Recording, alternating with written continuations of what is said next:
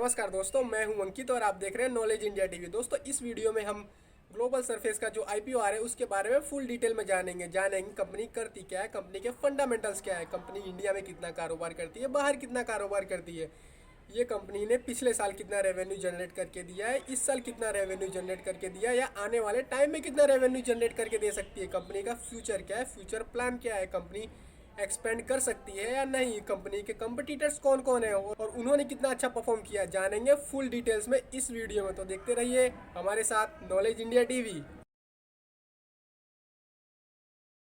अगर हम इस कंपनी का ग्रे मार्केट प्रीमियम की वैल्यू देखें तो ये निकल के आता है करीब 45 रुपये, जो कि 100 शेयर का एक लॉट रखा गया है तो ये निकल के आया 4,000 से 4,500 रुपये।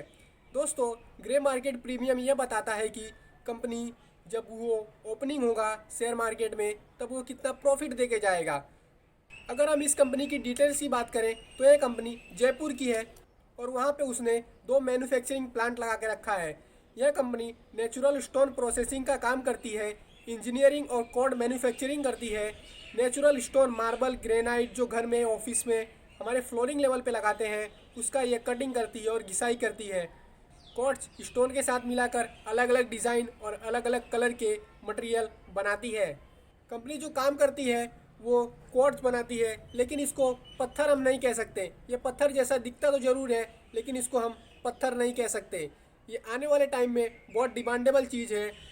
इसका डिमांड इस वक्त बहुत ज़्यादा है विदेशों में या हमारे देश में ही देखें तो डेवलप्ड जो सिटी हैं जैसे कि दिल्ली, मुंबई, बेंगलोर, चेन्नई, यहाँ पे इसका डिमांड बहुत ज़्यादा है और यहाँ अनुमान लगाया जा रहा है कि आने वाले टाइम में इसका बिजनेस बहुत तेज़ी से ग्रो करेगा। कंपनी का 90% रेवेन्यू विदेशों से आता है, यानी एक्सपोर्ट से आता है, यानी कि यहाँ देश से ज़्यादा विदेशों पर ज़्यादा निर्भर है। जैसे यह कंपनी ऑस्ट्रेलिया, अमेरिका या मिडल ईस्ट की कुछ कंट्रियों में अपना माल सामान बेचती है, या यूँ कह सकते हैं इन देशों में इसका एक्सपोर्ट ज़्यादा होता है। अगर हम बात करें ये कंपनी एक्सपेंड कितना कर रही है, यानी कि खुद को बढ़ा कितना रही है, तो इसका जयपुर में 2 मैन्युफैक्चरिंग प्लांट तो है ही, लेकिन यह दुबई में एक क्वार्ट्ज मैन्युफैक्चरिंग का प्लांट एक्वायर किया है, यानी कि यह दुबई में अपना मैन्युफैक्चरिंग प्लांट लगाया और वहाँ से अपना बिजनेस स्टार्ट करेगी। हालांकि दुबई एक अच्छा ऑप्शन है क्वार्ट्ज मैन्युफैक्चरिंग के लिए, वहाँ पे इसका डिमांड बहुत ज़्यादा है। इस कंपनी का 90% रेवेन्यू जो है कि एक्सपोर्ट से आता है, तो ये एक अच्छी बात कह सकते हैं कि बाहर के देशों में अगर कि हम एक्सपोर्ट करेंगे या वहाँ से पैसा लाएंगे तो वहाँ ज़्यादा पैसा मिलता है, जिसकी वजह से कंपनी ग्रो भी करेगी। अगर हम बात करें इस कंपनी का रेवेन्यू का, तो ये कंपनी ने लगातार अपने रेवेन्यू को बढ़ाया है, थोड़ा थोड़ा ही सही, लेकिन ये कंपनी ने अपना रेवेन्यू बढ़ाया तो ज़रूर है। हालांकि 2020 में ये कंपनी का रेवेन्यू 163 करोड़ था, 2021 में 175 करोड़ और 2022 में बढ़कर 190 करोड़ हुआ। नेट प्रॉफिट में भी ये कंपनी ने खुद को बढ़ाया है। 2020 में इसका नेट प्रॉफिट था 20.96 करोड़, 2021 में 33.93 करोड़ और 2022 में 35.63 करोड़। हालांकि इबिट्टा मार्जिन की बात करें तो 2020 में 24% के आसपास, 2021 में 27% के आसपास और 2022 में 21% के आसपास रहा है।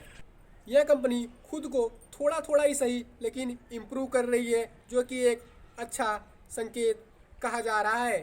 ये कंपनी की एसेट्स की बात करें तो ये कंपनी ने अपने एसेट्स को भी धीरे धीरे बढ़ाया है।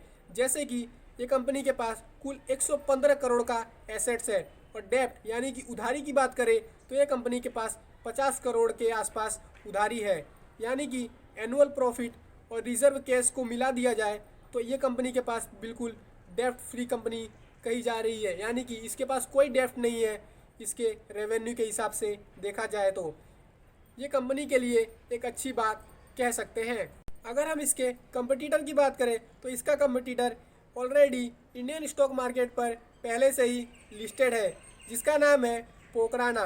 पोकराना का पी रेशियो 12.5 है, तो यही ग्लोबल सरफेस का पी निकल के आ रहा है 13.3। हालांकि दोनों का पी में ज़्यादा अंतर नहीं है, लेकिन अगर कि हम पोकराना का 2022 का जो रेवेन्यू है उसको देखें तो वो 652 करोड़ रुपए निकल के आता है, जबकि ग्लोबल सरफेस का 199 करोड़। इससे ये अनुमान लगाया जा रहा है कि जो ग्लोबल सरफेस अपना प्राइस मांग रहा है स्टॉक मार्केट से वह कुछ ज़्यादा महंगा मांग रहा है।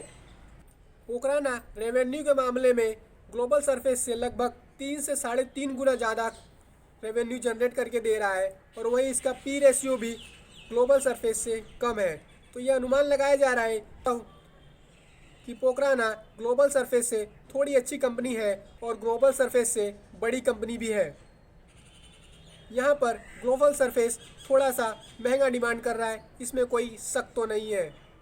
अगर हम इस कंपनी के पॉजिटिव और नेगेटिव के बारे में बात करें तो ये कंपनी का पॉजिटिव है कि कोर्स में काफ़ी अच्छा एक्सपेंड कर रही है और काफ़ी अच्छा काम कर रही है, क्योंकि फ्यूचर में एक अच्छा ग्रोथ माना जा रहा है। ये कंपनी एक्सपेंड भी अच्छा कर रही है।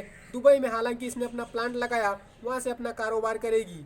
हालांकि मार्बल और ग्रेनाइट का डिमांड हमेशा से ही लगा रहता है, तो ये कंपनी के लिए एक अच्छी बात हो सकती है। यह कंपनी डेब्ट फ्री कंपनी है, ऐसा कहा जाए तो कोई शक नहीं है। अगर हम इस कंपनी की नेगेटिव पॉइंट की बात करें तो यह कंपनी थोड़ी सी एक्सपेंसिव है, थोड़ा सा महंगा डिमांड कर रही है और इसका पूरा 90% एक्सपोर्ट बाहर से आ रहा है। यानी कि बाहर के देशों में नियम क्या रहेंगे, क्या नहीं रहेंगे, कितना चेंज होंगे, तो उसके ऊपर भी डिपेंड करता है। तो इस कंपनी में ज़्यादा नेगेटिव पॉइंट तो नहीं है, लेकिन ये थोड़ी कंपनी महंगी है, ऐसा कह सकते हैं। अगर कि हम बात करें इसके आईपीओ में हम अप्लाई करें या नहीं, तो दोस्तों हमें फर्स्ट डे और सेकेंड डे के लिए थोड़ा वेट करना चाहिए। यानी कि 13, 14 और 15 3 दिन आईपीओ खुला रहेगा, तो हमें 13 और 14 को वेट करना चाहिए और 15 को देखना चाहिए कि ये कंपनी ने कितना सब्सक्रिप्शन लेके जा रही है, क्या 100% सब्सक्रिप्शन हो भी रहा है या नहीं। अगर के हो रहा है तो हमें ज़रूर अप्लाई करना चाहिए, क्योंकि इसका फ्यूचर बहुत अच्छा है। क्वार्ट्ज का बिजनेस बहुत अच्छा डिमांडेबल चीज़ रहने वाली है। दोस्तों 13 और 14 को आप वेट कीजिए। अगर के 15 को आपको लगता है कि चौका मारना चाहिए तो आप चौका मारिए, और वेट करना चाहिए तो वेट कीजिए दूसरे आईपीओ के लिए। ये था ग्लोबल सरफेस का फुल्ली आईपीओ डिटेल्स। इसके बारे में आपको कैसा लगा कमेंट करके ज़रूर बताना। मिलते हैं नेक्स्ट वीडियो में, तब तक के लिए जय हिंद।